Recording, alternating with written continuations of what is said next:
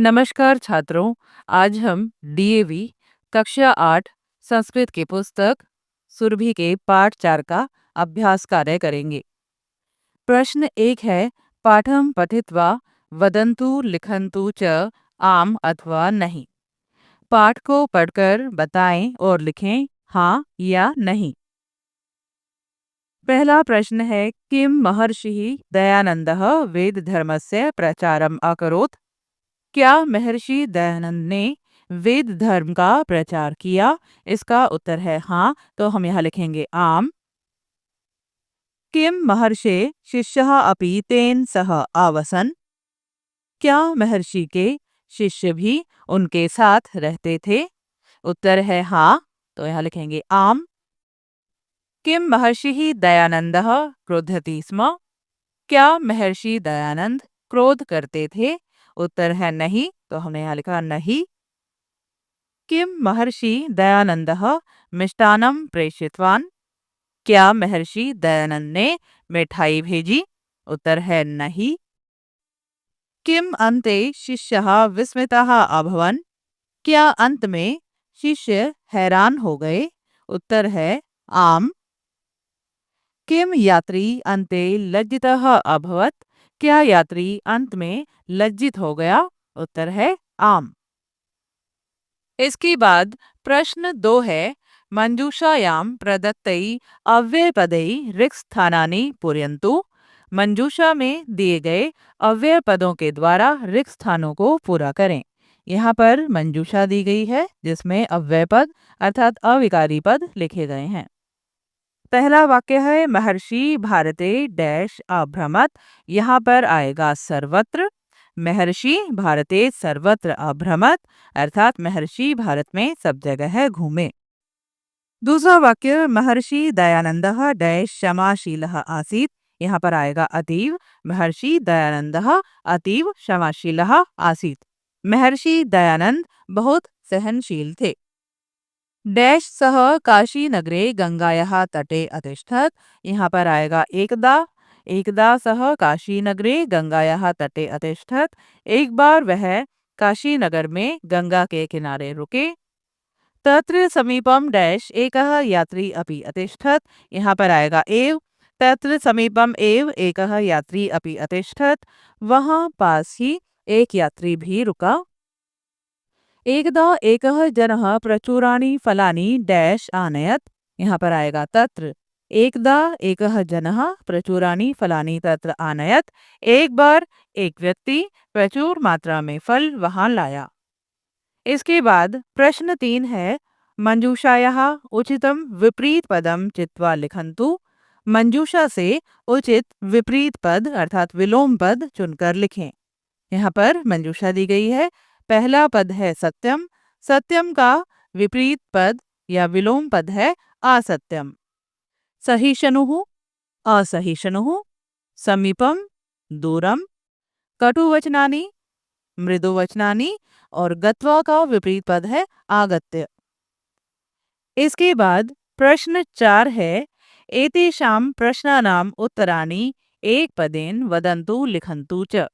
इन प्रश्नों के उत्तर एक पद के द्वारा बताएं और लिखें। प्रश्न 1 है, महर्षि दयानंदः कस्याः तटे अतिष्ठत्। महर्षि दयानंद किसके किनारे पर रुके? इसका उत्तर है गंगायाः अर्थात गंगा के। अन्यस्मिन् कुटीरे कः वसति स्म। दूसरी कुटिया में कौन रहता था? उत्तर है एकः यात्री, एक यात्री। अपराधी कः आसीत्। अपराधी कौन था? इसका उत्तर है यात्री। फलानि कीदृशानि आसन्। फल कैसे थे? उत्तर है मधुरानि रसयुक्तानि। मधुर रसीले। अगला प्रश्न है, दयानंदः फलानि कस्मिन् बध्नाति।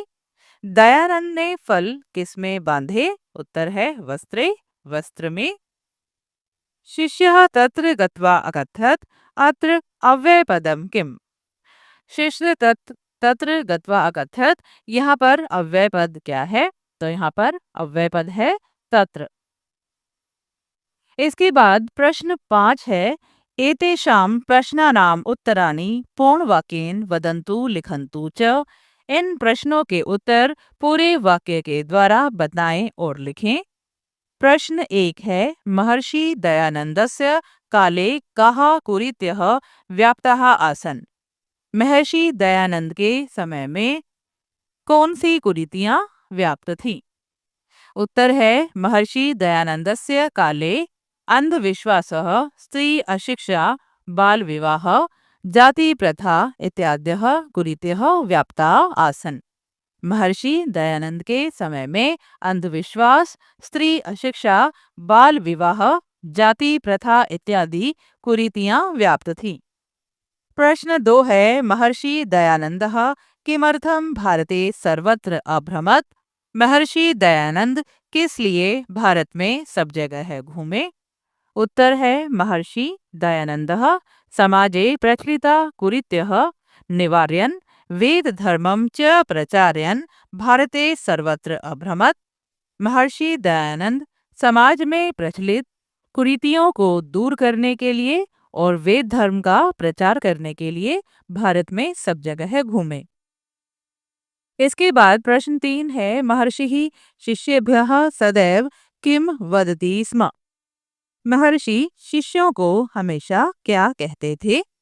उत्तर है, महर्षि शिष्येभ्यः सदैव चिंतां मा कुरुत तूष्णीं भवत इति वदति स्म।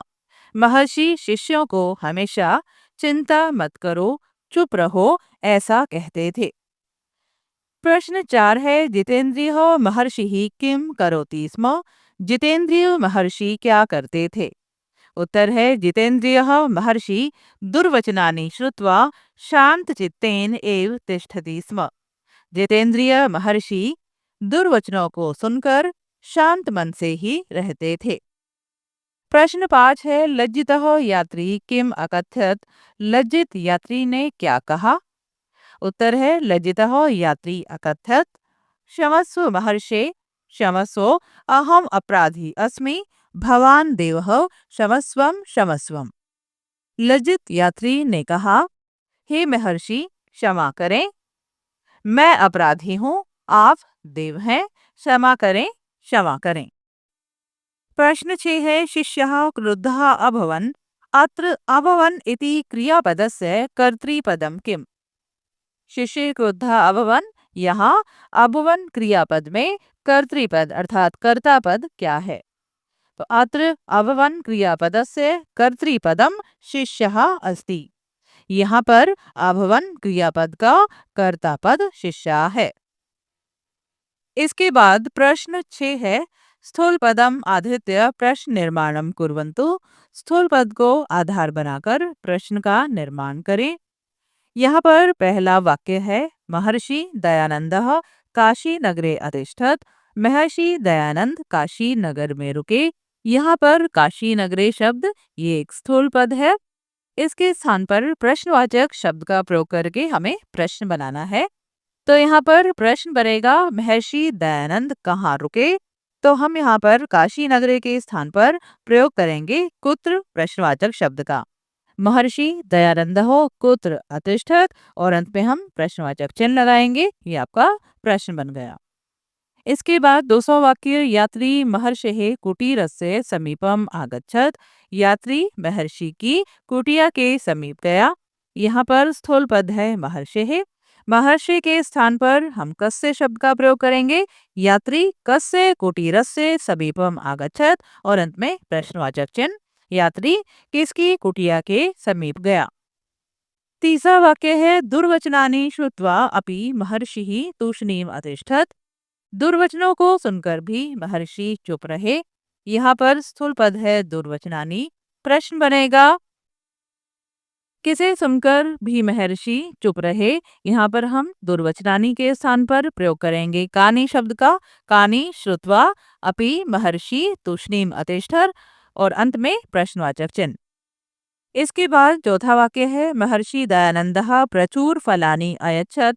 महर्षि दयानंद ने प्रचुर मात्रा में फल दिए।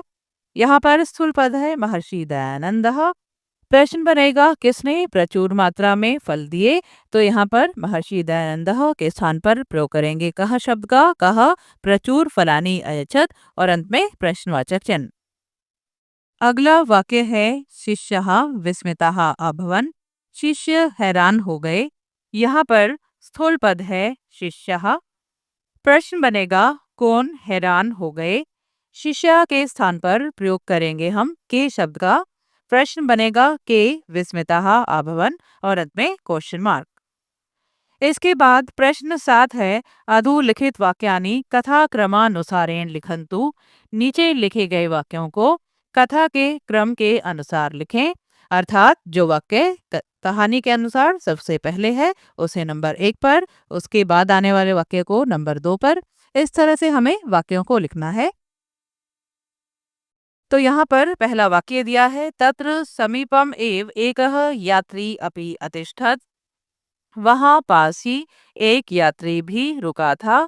सह महर्षिम दुर्वचनानि वदति स्म।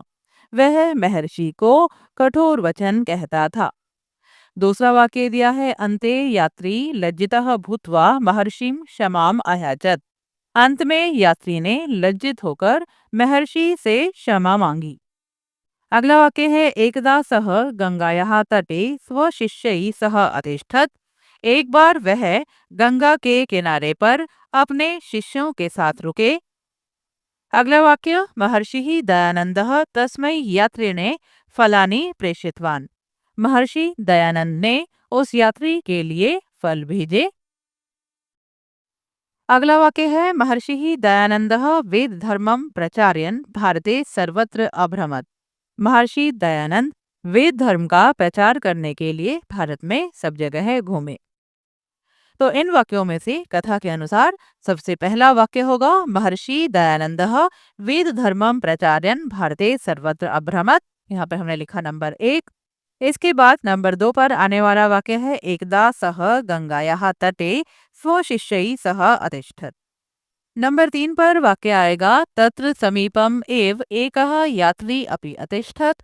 सह महर्षिम दुर्वचनानि वदति स्म। नंबर 4 पर आने वाला वाक्य है महर्षि दयानंदः तस्मै यात्रिणे फलानि प्रेषितवान्।